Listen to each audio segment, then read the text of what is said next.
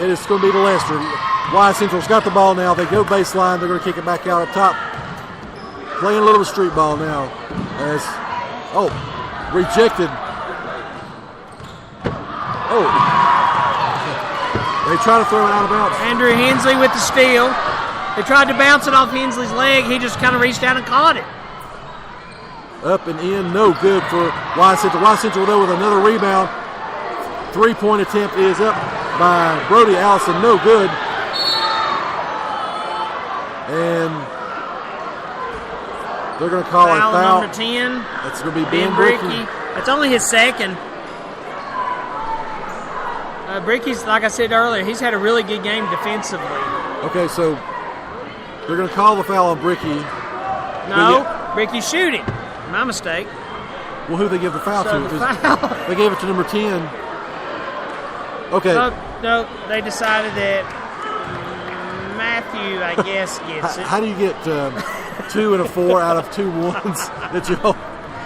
So, anyway. I'm just glad you are seeing the same thing I'm seeing. Wow.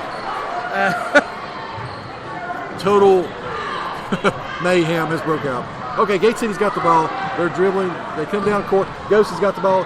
He's got to pass back outside for Eli Starnes.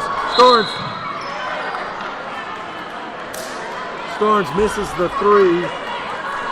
Is that going to be on Hicks, I guess? They're going to give that one to Hicks. But they actually blew that whistle before the contact was even made. I guess they figured it was going to happen. And now, Joe, I can't help but notice that there are several police officers entering the arena now, standing right offside the court. Well, as they should. They should have been here in the second quarter. Yeah, and that's just unfortunate. But as I've been told many times in my life, it is what it is. 81-52. We'll take a quick look back at the girls' game from the stat region. You realize that girls' game was like 3 hours ago? You got to give player of the game to Sarah Thompson. Oh, definitely. Not for what she did with the scoring. Her hustle was, you cannot. She was all over the place. She wanted that win. She almost willed them back in that ball game. And not on, like you said, her defense alone earned her that. But she was the team's leading scorer with 15 points. Yeah. And again, and she scored those against probably the toughest defense they will probably see outside of maybe Union coming up. So anyway, 1 for 2. Landon Elkins connects. Eli Starnes has got the ball. He's bringing it down court. 1 minute left in the basketball game. He's got it over to Hicks. Hicks is around the timeline. He's got it back over to Andrew Hensley. They called him with backcourt. We're sitting almost exactly right on the line. I didn't see it. Hensley had already drove to the volleyball spike line before the call was made. Anyway, 81-53. Should be irrelevant at this point.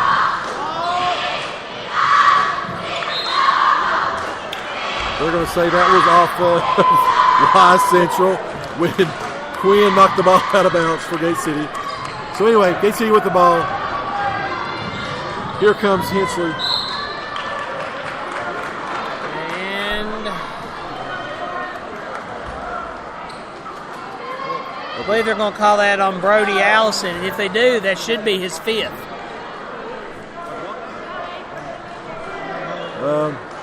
No, they're calling it 4 on their side.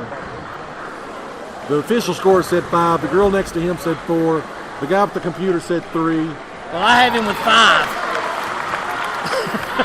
So I'm kind of with the official score, but now the official score is apparently changing. He's trying to get well. Anyway, Andrew Hensley makes his first. It's 82. He misses his second. He's in the scorebook. 82-53. So they're just going to let him stay in the game, apparently. Good call. Good catch. Demolition car with the ball. So it's lightning quick reflexes, Joe. It's either that or die.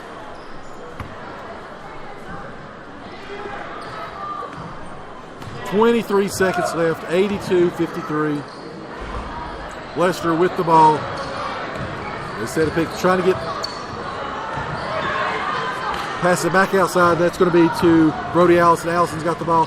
Pass inside. That's is rejected by Eli Starnes.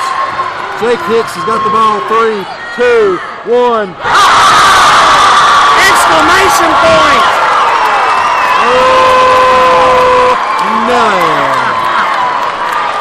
From about maybe 5 yards inside the half-court line, throws it up at the buzzer, nothing but net. Jacob Hicks drains it to put a cap on what has been the most unusual basketball game I have ever seen. That's a chance of Merry Christmas. So we're going to take a quick break, have the quickest post-game show in the history of the world, and we'll be back. You're listening to the home of Blue Devil Sports. This is Gate City Sports Radio.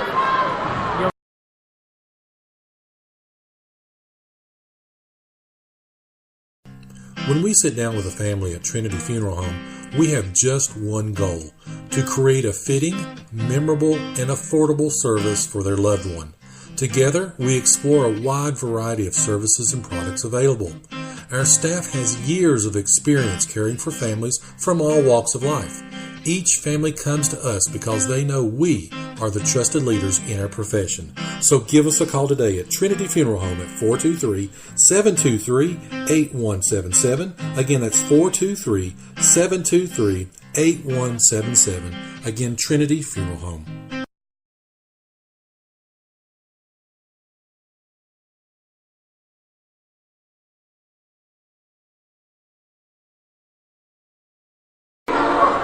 And we are back here on a victorious night for the Blue Devils as they continue to blare the music.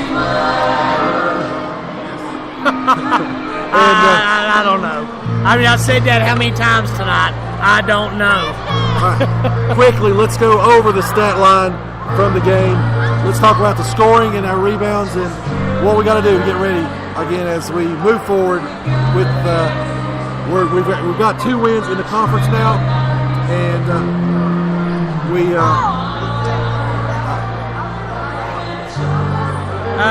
I can't make any. I can't swear by these stats. Things got a little crazy there for a while, but I have Bradley Dean with 10 rebounds.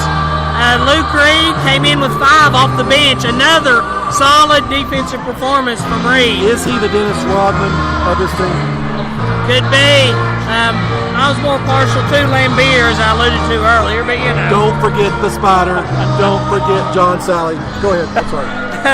We got Dondre Mack with 3 rebounds. David George, he had a pretty good night. 4 rebounds and a steal. Dondre Mack also had a steal. Want to throw that in there. Drew Vermillion had a rebound and a steal. Sally, a couple of rebounds. Matthew Ghost with a rebound. Zach Irvin, kind of a surprise. Of course, he was taking care of things on offense. I had him with 2 rebounds for the night. And Charlie Quinn with a rebound. So overall, I mean, you know, and then of course the scoring breakdown, we got to have some additional scoring. Moving forward, of course, this is not the typical game. We kind of have to put it in the correct reference that it is. That really wasn't a basketball game. That was a melee with some practice and some shooting, and that's about it. That's all I can say. Well, I was nervous just watching this game, particularly there in the second quarter. I wasn't quite sure how this was going to unfold. But as far as the scoring goes, of course, Zach Irvin, as you said earlier, 49 points on the night.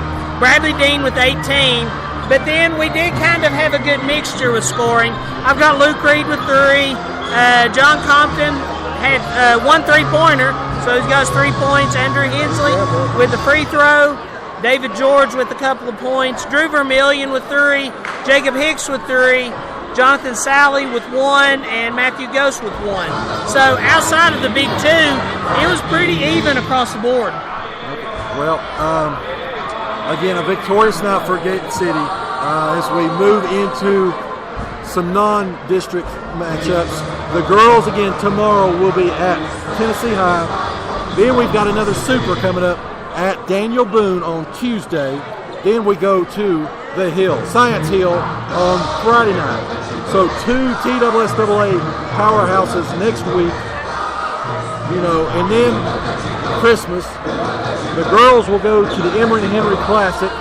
Again, that team to be determined. But then our boys will go to Rob Ferguson's favorite event of the year, the Arby's Classic at Viking Hall. So Oh, he hasn't mentioned that. Is Gay City playing in that this year? I'm not for sure. Still live? Yeah, we're still live. Yeah, we're live. We're live on the air right now. We've got some people asking if we're broadcasting. So It's recorded, yes. we're finishing up. Gay City is going to be in the Arby's Classic. The team that Gay City is going to be playing, we found out, is out of Winona, Alabama. Or it's Winona High School. They're out of Birmingham. Their mascot's the Dragons. Yes, indeed. They had a 28-7 record last year. They were 8-2 in their conference. Right now, at last report, they're at 7-2. So the 2 games that they'd lost at that point were in actually out of state, and they went to Mississippi. So Gate City's getting a chance to play some teams from the Deep South. That's one interesting thing about the Arby's Classic is you always wind up with teams that you really don't ordinarily get to see. I remember several years ago, I made a point of going up to the Classic just because I wanted to see LeBron James. That's before he was LeBron James. So there's a lot of good talent you get to see to that. I'd like to encourage everybody over Christmas break, if you're off looking for something to do, that's a day's full of good basketball action. You can't beat the price of admission for it. So again, we've got the non-conference part of our schedule coming up. Of course, got to feel good if you're Gate City 2-0 in conference as we move forward. The girls, a lot that they've learned tonight, and I'm sure that again as we move forward. Well, I don't like. I'm never happy with a loss, but if there is such a thing as a good loss, that was tonight. All right. Well, I tell you what, for security, for us, for everybody, and again, everybody's kind of wrapping it up here pretty quick. We'll end it right now, and like I said, because we've got a ball game here. In about about 16 hours. 16 hours. We'll probably should be on the air. What about 3:15 if things go well? Probably, depending on our voices. I'm proposing we make a stop for some coffee, hot coffee on the way home. Well, so if we can drive. So. But folks, do appreciate your patience. Appreciate you being with us. Again, it was herky jerky, but again, a good effort night for Gate City. So we will sign off here. Joe, I'm tired. I'm tired, and we've got a lot of things to do. But anyway, certainly do appreciate everybody. For Mr. Carr and for myself, you've been listening to the home of Blue Devil Sports. This is Gate City Sports Radio.